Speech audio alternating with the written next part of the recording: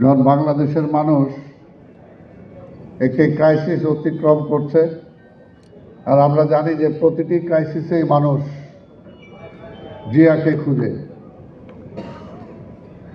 তাই বাংলাদেশের এই ক্রাইসিস মোমেন্টে জিয়া, শহীদ জিয়া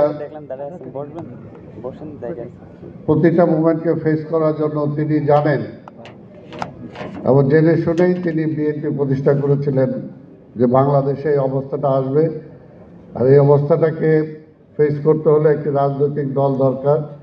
সেই কারণে তিনি বিএনপি প্রতিষ্ঠা করেছিলেন।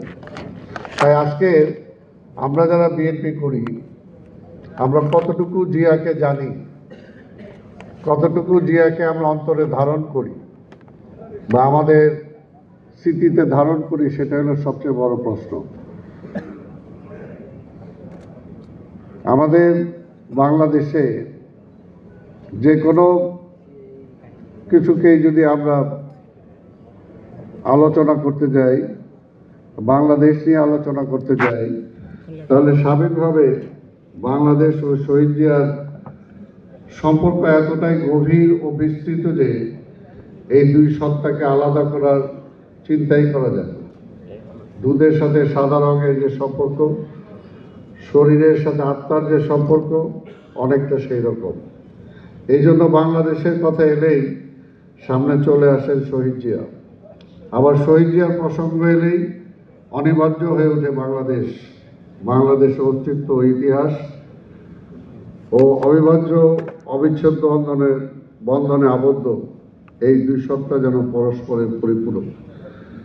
তাই আজকে বাংলাদেশের এমন একটা অবস্থায় আমরা অবস্থান করছি। আমাদের প্রিয় মহাসচিব বক্তব্য দেবেন, কিন্তু আমি শুধু এটাই বলতে চাই যে শহীদ জিয়ার রিপ্লেসমেন্ট কখনো হয় না এবং হবেও না। হয়তো শহীদ জিয়ার অবর্তমানে আমরা আমাদের মা বেগম খালেদা জিয়াকে পেয়েছি, তার অনুসৃত নীতিকে তিনি আরো এগিয়ে নিয়ে গিয়েছেন এবং এখন আমরা অপেক্ষা করছি শহীদ জিয়ার প্রতিচ্ছবি আমরা যার মধ্যে দেখতে চাই, আমাদের ভবিষ্যৎ রাষ্ট্রনায়ক দেশনায়ক তারেক রহমানের মাঝে আমরা সেই ছবি দেখতে চাই। আমরা জানি তার সুযোগ্য সন্তান হিসাবে